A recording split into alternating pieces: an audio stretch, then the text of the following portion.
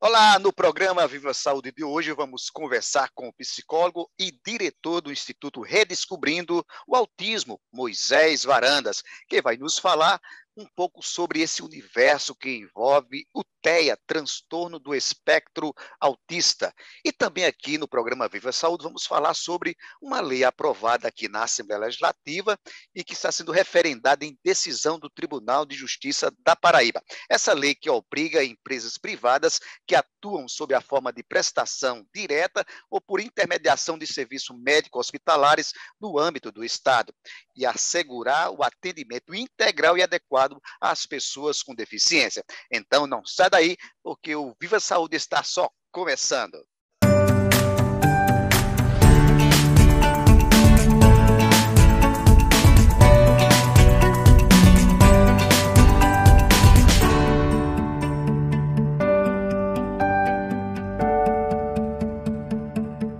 Muito bem, nós estamos com o programa Viva Saúde, hoje recebendo aqui o doutor Moisés Ortega Varandas, não é?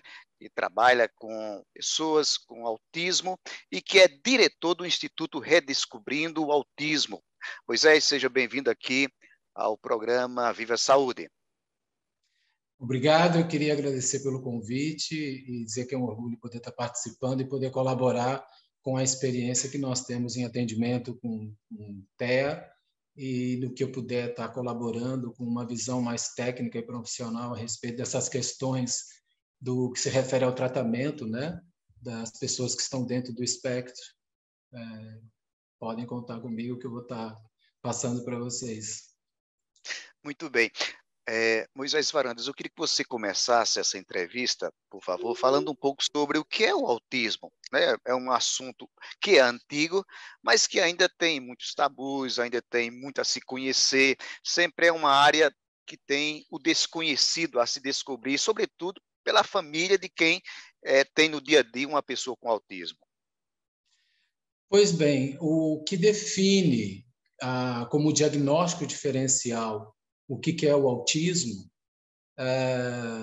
na verdade, é um transtorno do desenvolvimento em que vai implicar numa desregulação, uma não funcionamento das questões da socialização e da comunicação. Então, antigamente se chamava apenas autismo, né? Depois esse nome foi mudado para transtorno do espectro do autismo, porque se entende que tem uma variedade de situações e de gravidade dentro do que é o transtorno. Então, se percebeu que existe uma variação muito grande no que acontece de pacientes para pacientes, e hoje se chama de TEA. Mas ele vai trazer esse comprometimento na questão da socialização, da comunicação. Então, a gente tem que entender aí a comunicação desde um ponto da fala ou da comunicação também afetiva ou através de linguagens, como qualquer outro tipo de linguagem comunicativa, como pintura, música, qualquer tipo de expressão afetiva ou de comunicação. E também da questão da socialização, que vai desde conseguir interagir com outras pessoas, conseguir estar com seus iguais, quando no caso são crianças, e interagir, e até mesmo com a formação de vínculo afetivo, que seja uma formação de vínculo estruturada, profunda, e que se sinta ligado a pessoas afetivamente. Então, essa seria a característica do que seria o diagnóstico. Então, uma pessoa é autista porque tem esses problemas. O que acontece é que o que se sabe e que se vê na prática é que, além disso, eles podem estar com algumas comorbidades. Então, você pode ter uma pessoa que está dentro do espectro autista e ter, por exemplo, déficit de atenção sem hiperatividade ou com hiperatividade.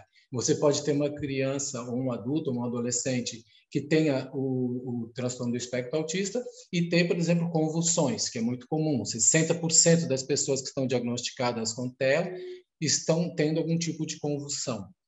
Você tem problemas gastrointestinais, você tem problemas imunes, problemas endócrinos, você tem problemas de desregulação de neurotransmissores, problemas, por exemplo, de mitocondriais, alguns problemas que são genéticos, como problemas no MTHFR, que é um gene que vai regular toda a parte da vitamina B9. Então, hoje se olha muito essa questão só da interação e da comunicação, mas um tratamento mais profundo e que seja mais abrangente para a causa autista deveria envolver também questões de comorbidades, porque às vezes as comorbidades podem interferir demasiadamente na resposta do tratamento do que seria o autismo em si, que seria o diagnóstico diferencial da socialização e comunicação. E tem muitas pessoas que diferem isso. Então, não entendem que essas pequenas comorbidades ou até graves comorbidades podem estar trazendo uma dificuldade no desenvolvimento do tratamento.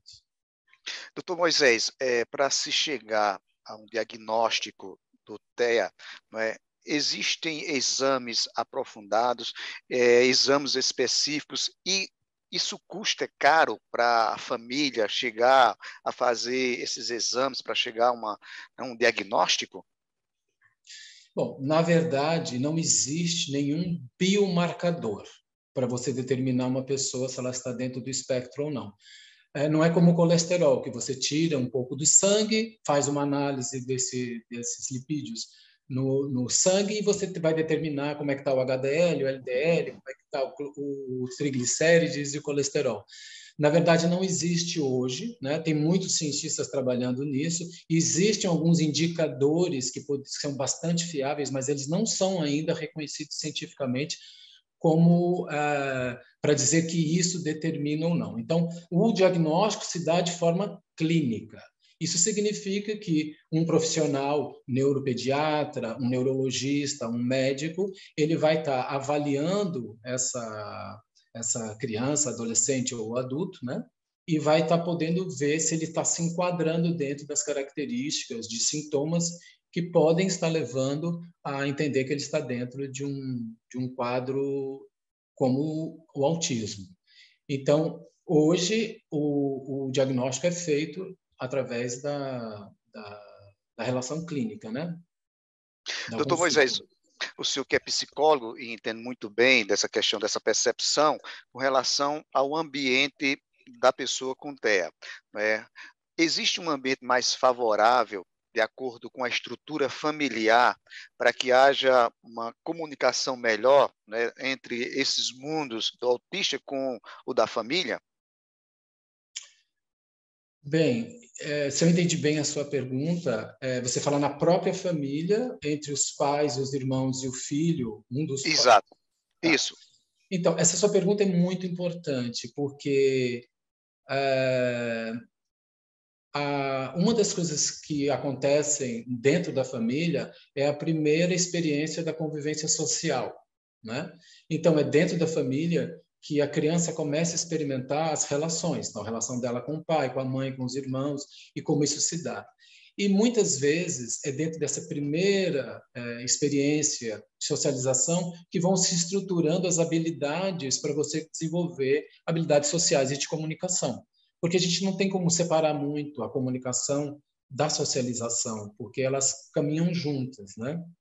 Nós não comunicamos porque estamos em interação com outra pessoa e temos interação com outras pessoas, precisamos nos comunicar. Então não são separadas essas duas coisas, né? Um ambiente de uma família normalmente que está com alguém dentro do diagnóstico do espectro autista, normalmente são famílias disfuncionais emocionalmente, né? Então, uma das coisas que a gente preza muito dentro do Instituto é o atendimento à família, aos pais. Então, existe uma sobrecarga, principalmente sobre a mulher, na grande maioria dos casos, né? Em que ela assume toda a parte do tratamento. Então, dependendo do grau de autismo que essa criança ou adolescente tem, e isso leva a um tipo de uma estrutura de vida emocional muito desgastante, muito estressante, que gera desafios diários, desde como ir para algum lugar com essa criança, num supermercado, numa feira, num shopping, que sempre estão trazendo situações de constrangimento em função da pouca aceitação ainda, apesar de se falar muito, né? Da inclusão dessas pessoas com autismo, ainda se vê com muita estranheza. Então, se essa família começa a viver um ambiente desestruturado emocionalmente, isso realmente dificulta a melhora da criança, né? Por isso que é importante essa atenção aos pais.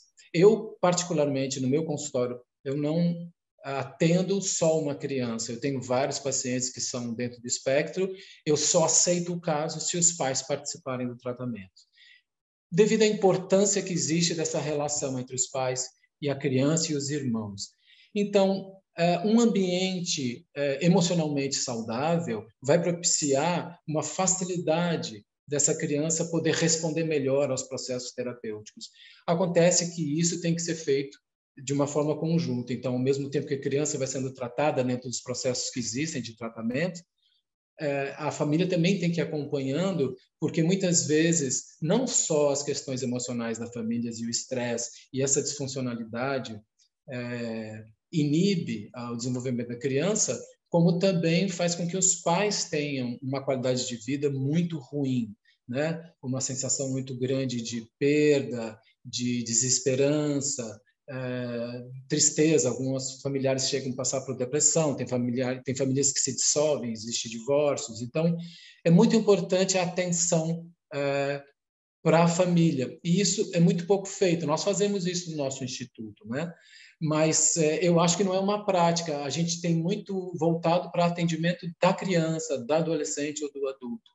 Deveria ter uma preocupação com os pais, assim, estar em contato direto com uma criança, dependendo do grau que ela tem, pode gerar perturbações bastante severas psicoemocionais, né?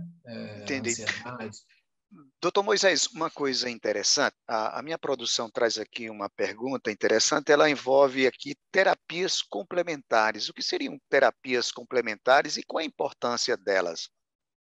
Bom, para a gente poder explicar as terapias complementares, a gente precisa entender quais são as terapias que são, vamos dizer assim, de praxe para uma pessoa que é diagnosticada.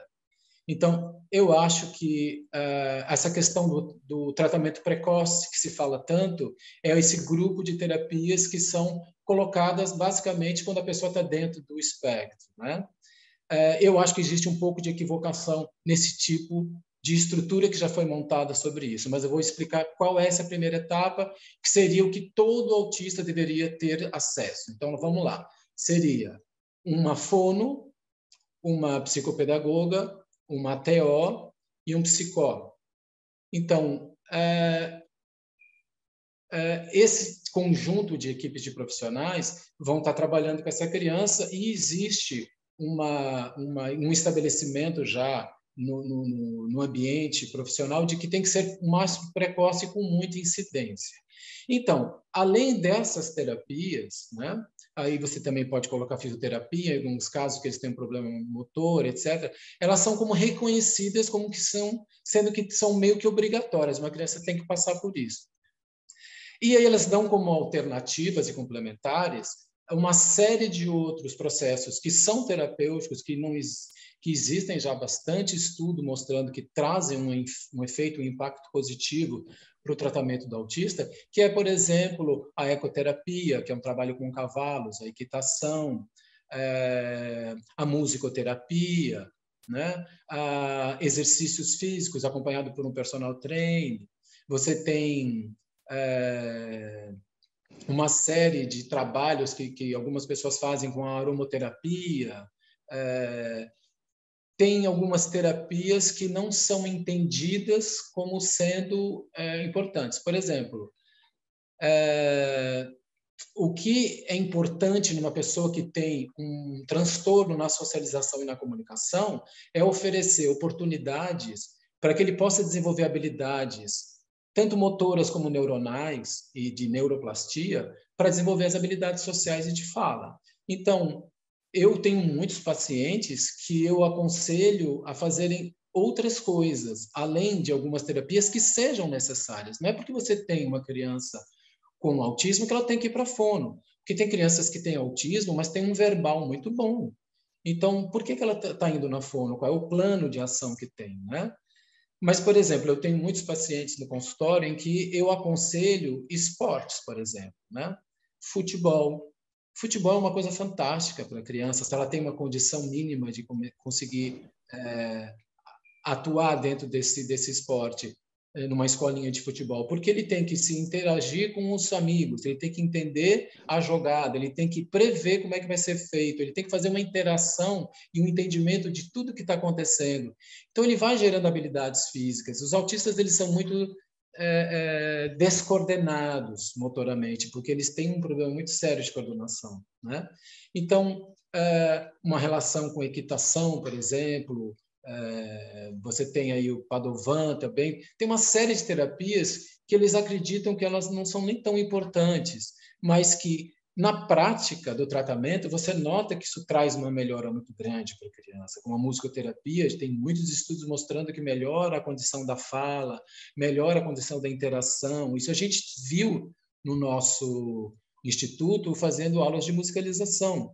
O quanto aumentou a interação entre os pais, porque a gente ensinou os pais também a tocar violão, cantar com as crianças. Então, eu acho que tudo que seja capaz de gerar habilidades de desenvolvimentos neuronais para a comunicação e para a interação social são super bem-vindas. Às vezes, existe um excesso de terapias, né? Como a terapia comportamental, que fica muitas horas fechado ali naquele cognitivismo, aquela coisa muito voltada para o cognitivo.